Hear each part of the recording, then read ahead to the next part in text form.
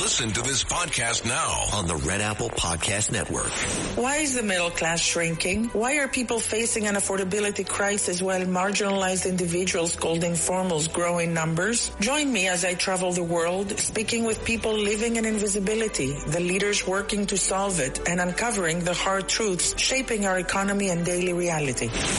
Download all of Red Apple Media's podcasts right now through your favorite podcast platform. Listen, all you New Yorkers. Taxi! This is the 77 WABC minicast. Welcome back.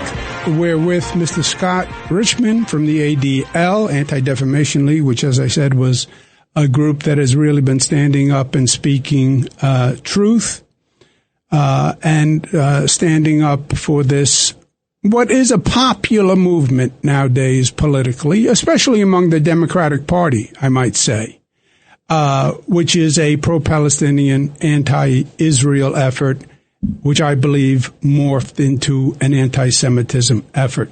But Mr. Richman has heard, knows about this school bill very well. He knows where I stand. Welcome, Scott. Tell us, what's your position on this situation? First of all, thank you so much for having me. What I will tell you is that it's very surprising that the mayor vetoed this bill, to be honest, because it's even worse than the situation that you portrayed. This bill is about holding the New York Police Department accountable. That's all it is. It's an accountability bill. It's asking the New York Police Department for a plan for how they are going to create some sort of buffer zone around educational institutions within 45 days. And that's presented to the mayor. It's presented to the city council. And if they approve of it somehow, there's a final plan presented in 90 days. It's an accountability bill. It is not the way people have been presenting. It's not a traditional buffer zone bill. And I think that the way it's been presented is really skewed.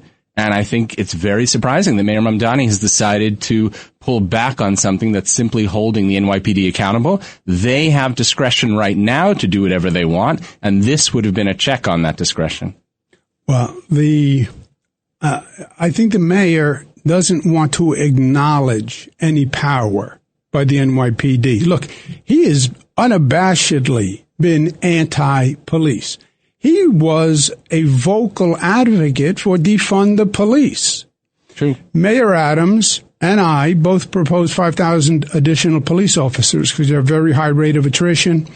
5,000 police officers.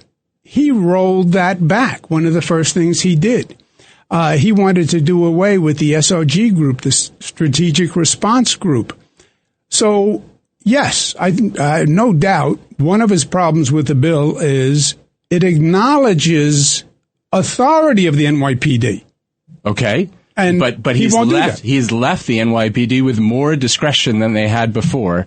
They have more discretion than they would have had under this bill, is what I mean to say. And that I think is something that doesn't seem in keeping with who he is and what he's espoused. So it's very odd that he did, but he's sort of equating this with buffer zone bills in general. This doesn't look like Governor Hochul's buffer zone bill. It doesn't look like the federal bill proposed by Tom Suozzi, because those are more traditional buffer zone bills. And he's hearing from people about that, but this is not what this bill is. Well, this would, from his point of view, it would acknowledge authority of the NYPD. Okay. And that's a showstopper. And free speech. It's not free speech. The pro-Palestinian groups want to be free to make their case anywhere, anytime, and want no limits. Yeah, well, look, if they're not going to engage in harassment, then that's fine. They can say whatever they want to say, but they can't do it in a way. People are not free to harass other people. People are not free to stop others from entering educational institutions. They're not free to stop others from entering houses of worship. That's what these buffer zone bills are about. People have the right to speak, but they also have the right to assemble. They have the freedom of religion. These are competing First Amendment interests. And in this particular case, you have to sort out those different interests. Yeah, but Scott, that's why I say the bill isn't even much of a bill. This is not a bold step Not forward, a bold step right? at all. These are obvious interests. Here's our new idea. You can't harass people. You can't intimidate people. Yeah, harassment is already illegal. Right. You know? NYPD can order to stop you from harassing. It's also illegal to block entrances, not just to educational institutions, not just to houses of worship, but a restaurant. You can't block entrances to buildings like that. And, police can come and stop you from doing that. 100%. And that's why this entire situation is disappointing to me, because really the city council's response should have been louder and more powerful. We had anti-Asian discrimination during the COVID virus. It was the China virus. We had anti-Asian activity, anti-black incidents. And I responded forcefully always. We had anti-Semitic incidents. We had a hate crimes law. I increased the penalties. Do something. Here the city council comes up with this half a measure. Don't harass and interfere, which you can't do anyway. P.S. And the police can set up a buffer zone, which theoretically the police can do anyway. And he vetoes that bill. That's why they have to override it, Scott. Right. They have to. That's what I think. And truthfully, look, Speaker Menon proposed this. She tried to propose something that she could get done. And of course, she can get it done because it won by a majority. He's not only going up against Speaker Menon, he's going up against the will of the city council. It won not by 1 or 2 votes. It was 30-19. And, I'm hopeful that some city council members will you don't need all of them, just a few, in order to override that veto. I will just add something else. This is common sense legislation for ADL, whether it's at the city level, the federal level, the state level. We did a survey for UJ Federation of New York a few months ago. We surveyed registered voters across New York on buffer zone bills. And what did it say? It said that more than 70% of New Yorkers see this as something that they are in favor of. And it didn't matter if they were Democrat. It didn't matter if they were Republican. It didn't matter if they were Jewish, Muslim, Christian. All of those were over 70%, a supermajority. That's the data. This is common sense legislation, and he's going up against that will as well. It is common sense. But I have to tell you, Scott, this whole conversation is depressing to me. Buffer zone bills? Look at the admission we're making as a society when we get to the point where we're talking about buffer zone bills. Right. That's all we can do. Yes. You can go harass, go discriminate, go yell, go curse. But do it from a little bit of a distance. Yeah. But do it from, you can't do it 50 feet from a school. Right. I mean, that's where we are. Right. Yeah. New York City, that's where we are. Yeah. Jewish community in New York City. This isn't just New York City, by the way. There are buffer zone bills that are being passed or proposed around the country. This is unfortunately the moment we're in, the polarized moment that we're in.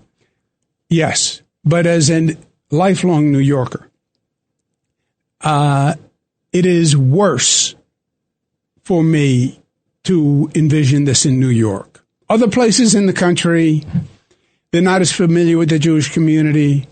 I said earlier, Jewish community has been here since the 1640s, 1650s, 200 years before the Italians, the Irish even understood the concept, the possibility. They're integral to New York, integral to the community, intermarriages. I have 2 brothers-in-law who were Jewish. All that history, all that culturalization. And we should then have this feeling where Jewish people are afraid on the street in New York. So I agree with you, but I have to say this legislation is not just about Jewish people. I was talking to a very prominent member of the Muslim community a couple months ago about this bill, and he said we would be in favor of it if it added community centers. Why? Because he was at an event the week before. It was a Muslim event outside a community center, and there were people being harassed outside. Any group can be harassed. This isn't even just about the Jewish community. That's why it's common sense legislation, and that's why it's supported in such a broad way. Yes, it's not about the Jewish community, you're right. And it applies to everyone. Absolutely. And there Again, there have been times where different groups have been under fire. The Muslim community after 9/11. There were a lot of incidents. Absolutely. As I mentioned, Asian community after COVID. After COVID, yeah. Yes. So it can be any community at any given time, but at this given time, it is the Jewish community. 100%. We're the data people. This is what our data shows. It's unfortunate. And, we are in a situation where hate crimes against the Jewish community are more than all other communities combined in the city. That's what it showed for 2025. That's an unbelievable situation. We're 12% of the population of this city. I know it feels like there are many more Jews in New York City, but we're 12, maybe 13% of the population, yet we accounted for 57% of hate crimes in the city last year, according to the NYPD. I don't even want to tell you ADL's data, because we look at both hate crimes and hate incidents. It's been record numbers for the past few years. Yeah, and it's only getting worse. This mayor was elected in January. Incidents went up 181% in January this year from January 2025. Why? Because it's been part of his rhetoric, this anti-Israel morphing into anti-Semitism. I urge the city council to override this. I urge people to speak up. The Jewish community, certainly, but all communities, because when one community is discriminated against, the beauty of New Yorkers is we rally together. Whenever there was an incident, Scott, against any one individual, Asian, anti-Asian incident, I brought everyone together. This is not a Jewish fight. This is a New York fight. Look, we have to give the mayor some credit here. He does call out anti-Semitism. The issue with this mayor, as I see it, and I was quoted in the New York Times about this, the issue is he sees anti-Semitism on the right, like the swastikas that were in the playground in Borough Park, or like the torching of the synagogue in Jackson, Mississippi, and he has no problem calling that out. When it's anti-Semitism on the left, anti-Israelism, anti-Zionism, he equivocates at best, or he doesn't call it out. He doesn't see it in the comprehensive way that the Jewish community does, and that is an issue. We cannot be in a situation where that becomes normalized, where that more smaller definition, the less comprehensive definition of anti-Semitism becomes normalized.